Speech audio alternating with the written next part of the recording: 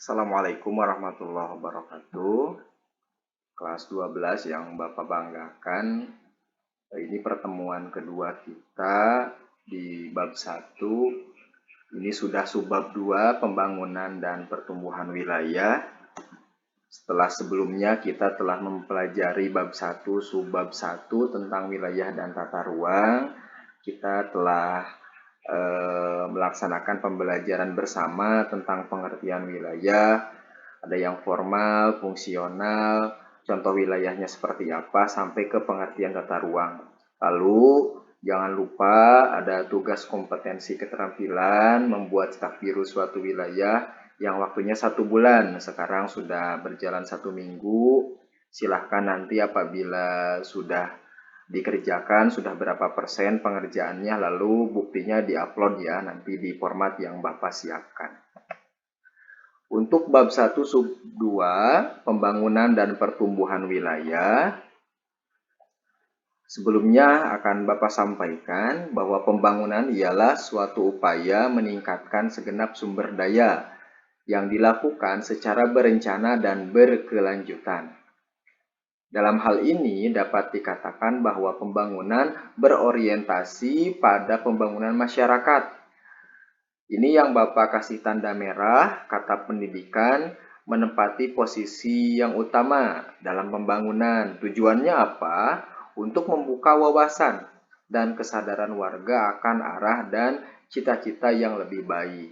Jadi bagaimanapun upaya yang kita lakukan, kalau pola pikir masyarakatnya belum terbuka, belum menyesuaikan dengan keadaan zaman, menyesuaikan dengan situasi yang terbaru, yang terkini, saya kira sulit. Makanya pendidikan adalah yang utama, karena akan beriringan antara pendidikan dengan perubahan-perubahan zaman di masa kini. Dalam perspektif geografi, bahwa pembangunan adalah manajemen ruang, pengaturan ruang, seperti tata kelola ruang di pertemuan pertama. Ini sangat sulit dikejar. Apa yang sangat sulit? Target pembangunan, karena memang ada jarak yang jauh antara negara maju dengan negara berkembang, apalagi dengan negara yang tertinggal. Seperti itu.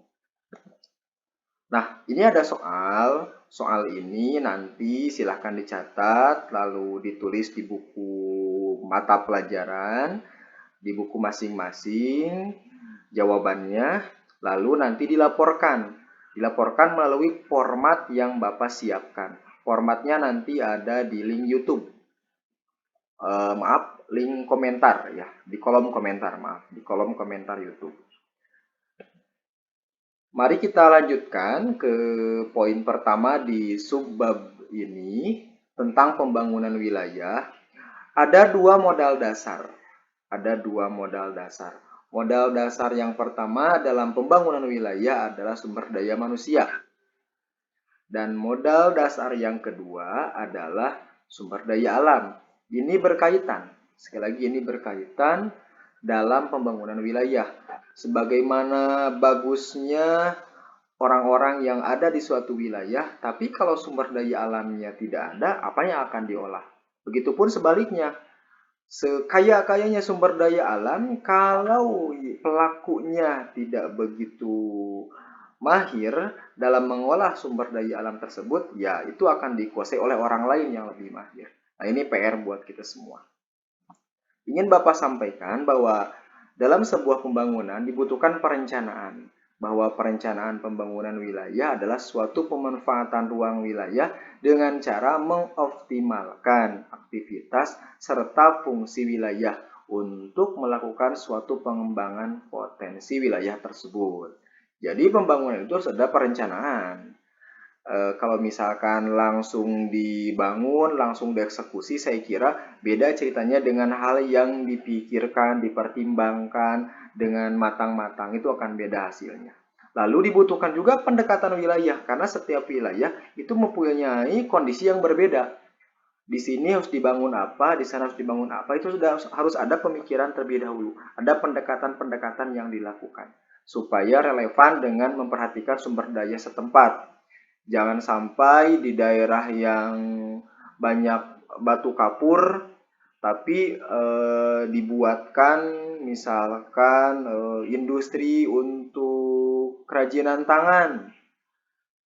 Itu sangat berbeda dengan keadaan-keadaan wilayah yang memang notabene batu kapur berbanding terbalik dengan keadaan kerajinan tangan, misalkan kerajinan tangan dari anyaman dan sebagainya.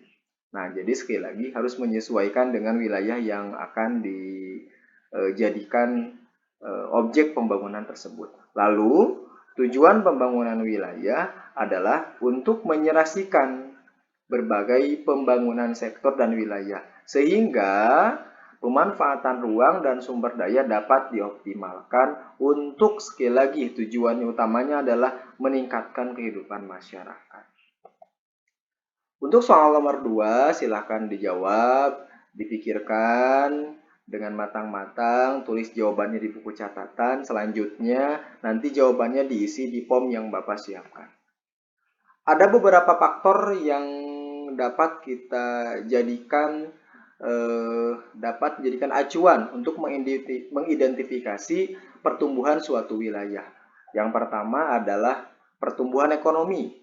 Melalui pertumbuhan ekonomi ini kita dapat menentukan sejauh mana pertumbuhan suatu wilayah itu bergerak. Apakah lambat, apakah cepat. Karena kita pun dapat membedakan bagaimana daerah kita dengan daerah orang lain yang ekonominya sudah maju dengan yang ekonominya misalkan masih merangkak-rangkak atau masih tertatih-tatih pertumbuhannya. Yang kedua adalah laju pertumbuhan penduduk. Ini pun berpengaruh terhadap pertumbuhan wilayah. Yang ketiga, bagaimana perkembangan pemukiman, karena ada yang memang pemukiman itu yang pemukiman dalam artian kumuh, tidak terurus, berbeda dengan pemukiman yang sudah tertata. Ini menjadi faktor-faktor bagaimana kita mengidentifikasi pertumbuhan wilayah. Selanjutnya, nah ini pun sama, tingkat pendidikan berpengaruh terhadap pertumbuhan wilayah tersebut, di mana banyak orang yang sumber daya manusianya sudah mumpuni, saya kira berpengaruh terhadap pertumbuhan wilayah tersebut. Yang kelima adalah penggunaan teknologi.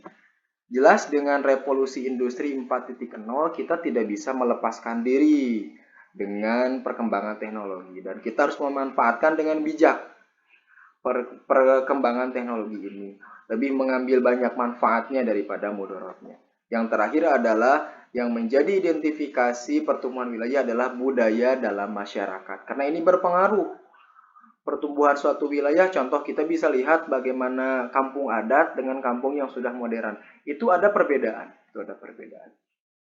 Untuk soal nomor 3, mengapa kemajuan teknologi dapat menjadi salah satu tolak ukur keberhasilan pembangunan? Jadi dapat kita saksikan banyak negara yang teknologinya sudah berkembang, bisa menghasilkan produk-produk yang bermanfaat. Nah, ini apa hubungannya dengan keberhasilan pembangunan? Saya kira teman-teman sudah bisa menerka jawabannya, silakan dicatat, silakan dilaporkan melalui format. Nah, sekarang mari kita bahas tentang pembangunan wilayah di pedesaan. Ada 3 unsur penting. Unsur pertama adalah bahwa ada yang terpusat, ada wilayah yang menjadi pengaruh, ada jaringan transportasi. Desa yang mempunyai potensi berfungsi sebagai desa pusat pertumbuhan. Jadi ada desa yang mempunyai potensi, ada desa yang nanti menjadi dampak dari potensi desa tersebut. Nah, desa yang termasuk dalam pengaruh desa potensi tadi disebut dengan hinterland. Anggap ini suatu kawasan desa pusat pertumbuhan nanti. Nah, ada DPP itu desa pusat pertumbuhan, ini didukung oleh beberapa desa yang menjadi hinterland atau yang termasuk dalam pengaruh. Jadi contoh misalkan bagaimana suatu daerah, kalau di daerah saya misalkan Sagaranten itu sudah berkembang dan memberikan pengaruh baik kepada kecamatan-kecamatan lain yang ada di sekitarnya, seperti itu. Contoh misalkan berbagai kegiatan-kegiatan hasil tani, apabila kita mau melakukan belanja-belanja, itu di sana lebih banyak pilihan daripada di kecamatan-kecamatan lain yang ada di sekitarnya. Jadi bisa dijadikan tolak ukur. Begitupun di daerah kawasan Jampang, silahkan bisa dicek oleh masing-masing mana yang menjadi DPP, mana yang menjadi hinterland. Soal nomor 4, sebutkan 1 DPP dan 3 hinterland yang menjadi contoh kawasan pusat pertumbuhan desa yang ada di daerahmu. Silahkan boleh disampaikan hal-hal yang ini aja, yang nyata, yang sering kita jumpai. Bagaimana arah pembangunan di pedesaan? Arah pembangunan di pedesaan ada beberapa faktor yang mesti kita perhatikan. Bahwa arah pembangunan ini harus ada manfaat terhadap ketahanan pangan. Harus ada penciptaan kegiatan ekonomi, ada geliat dampak terhadap ekonomi yang lebih baik. Ada lapangan kerja yang muncul yang banyak. Lalu penguatan kelembagaan, organisasi, lalu banyak partisipasi masyarakat. Dan tidak lupa bahwa pembangunan pedesaan arahnya adalah untuk melestarikan lingkungan. Berbeda dengan perkotaan, bahwa ada 4 faktor indikator keberhasilan pembangunan di perkotaan. Salah satunya adalah tetap bahwa pembangunan di perkotaan pun harus memperhatikan kelestarian lingkungan. Bahkan kita lebih melihat sebenarnya lebih kepada perekonomian kalau di kota, karena sangat timpang sekali bagaimana perekonomian di desa dengan di perkotaan. Bahkan dari desa pun banyak yang mencari sesuap nasi di wilayah perkotaan, seperti itu. Nah, hal-hal yang menjadi bagian penting dari pembangunan di perkotaan adalah ada sarana perkotaannya. Ada terminal, pasar, pemadam kebakaran. Kalau prasarananya jelas, jalan, jembatan, air bersih, uang parkir, dan yang tanda merah adalah taman kota yang memang berbeda di pedesaan. Hampir di setiap kota ada tamannya, seperti itu. Ini adalah pola pembangunan kota. Pola pembangunan kota yang pertama dilihat dari aspek topografinya, dilihat dari aspek kegiatan ekonominya, dan dilihat dari aspek tingkat perkembangannya. Nah, ini ada soal kelima. Sebutkan 1 contoh kota pesisir sekaligus kota wisata yang ada di Indonesia. Sekaligus kota wisata ya. Jadi satu daerah itu udah termasuk pesisir juga termasuk wisata. Nah, saya kira cukup dari saya. Apabila memang ada pertanyaan, silakan menghubungi saya. Dan jangan sungkan, sesuai dengan etika ketimuran, utamakan kesopanan. Saya selalu ada untuk kalian. Terima kasih. Jangan lupa nanti dibagikan linknya. Wassalamualaikum warahmatullahi wabarakatuh.